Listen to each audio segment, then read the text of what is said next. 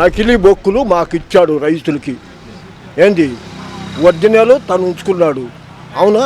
పల్లెల్లో వాళ్ళు నా సమాసగాళ్ళు కొంతమంది పేర్లు అనవసరం. జగన్ వస్తే మేమే దున్నుకుంటాం, జగన్ లాగా బావం అంటున్నారు. భయపడి చేస్తున్నాం. ఎందుకు భయపడుతున్నారు? కొడతా అంటున్నారు. జగన్ వస్తే చూడు నీ చేను ఉంటుందేమో అంటున్నారు. ఎవరు అనేది? ఎవరు? జనం. వాళ్ళు కోట్ వేసేవాడు, వాళ్ళకు జగన్ కోట్ వేసేవాళ్ళు. ఇది ఒరిజినల్ మాట అమ్మా, ఇది ఒరిజినల్ మాట, ఇది ఒరిజినల్ మాట. ఖచ్చితంగా దున్నుకుంటారు. ఒరిజినల్ కాగితాలు మా దగ్గర లేవు, జగన్ దగ్గర ఉన్నాయి. నకిలీ మాకు ఇచ్చాడండి ముఖ్యమంత్రి. ఒరిజినల్ తన దగ్గర పెట్టుకున్నాడు సర్వే చేసి.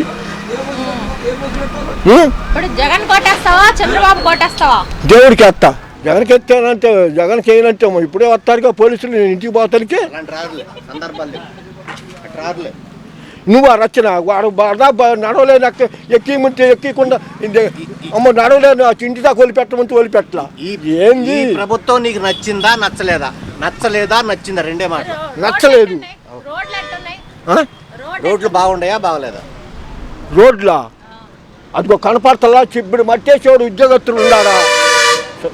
స్వతంత్రం వచ్చిన కాడి నుంచి రోడ్డు మీద మనుషులు తిరుగుతారు. 3 మైళ్ళకి ఒకడు, 3 మైళ్ళకి ఇద్దరు మనుషులు ఉండేవాళ్ళు వెనక. వాళ్ళు ఎక్కడ గుంత పడ్డా వాళ్ళదే పూసి రోజు ఆ పనే చూసుకుంటారు. ఉండాలి ఆ పైన గుంత. అసలు ఎవరిని అడగాలో, ఎవరు ఇక్కడ గుంత పడిందని ఎవరిని అడగాల మేము? పింఛన్ వస్తుంది. పింఛన్ వస్తే అది కూడా బాగొడతాం. అజ్జుడు భయం భయం నాకు బాగొట్టబోకమ్మ. కరెంటు బిల్లు పెంచారా పెంచలేదా? కరెంటు బిల్లు మోసినంత, ఇంకా 2 మోపులు మొయ్యాలా. ఇంకా ఎక్కువ పెంచుతాడు వస్తే ఈ తడవ. లేకపోతే మనం దీపాలు పెట్టుకోవటమే, ఓసీలు దీపాలు పెట్టుకోవటమే.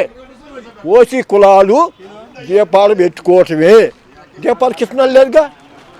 వెనక మేము చిన్నతనంలో మంట వేసుకొని పోతున్నాం. ఇవి అమ్మవు, నేను ఇప్పుడోని కాదు, బ్రిటిష్ ప్రభుత్వంలో పుట్టా. మంట వేసుకొని తిన్నాం, ఏమి లేక, కిరణాలు లేక. కాలం కరెంటు బిల్లు అంతా మా నెత్తిన జరుగుతాయి. ఓసీలు నెత్తిన ఏం చేస్తాం? తీసేసుకుంటాం. కరెంటు మీటర్ తీసేసుకుంటాం. నాకు ఏమి వద్దు, నువ్వు రా. నేను దండం పెట్టుకో. దేశం బాగుంటే చాలు. ఏమంటావు చెప్పు? అందరూ బాగుంటే చాలు. నాకెందుకు? నా పింఛన్ కూడా మానుకుంటా. చంద్రబాబు వస్తే దేశం బాగుంటే చాలు. దేశం బాగుంటే చాలు. నలుగురు అభివృద్ధి చెందాలా, ఆరోగ్యంగా ఉండాలా, ఆనందంగా ఉండాలా. రాజధాని 15 అంతస్తులు అని చెప్తే నేను సంతోషపడ్డా. సింగపూర్ ఇక్కడే ఉందనుకున్నాం. ఇప్పుడేమో దెబ్బలు. మీరు వచ్చే మాట్లాడు అంటారు. మేము మాట్లాడి పోలీసులు వస్తారని మాకు భయం. వీళ్ళు పెట్టి కొడతారు.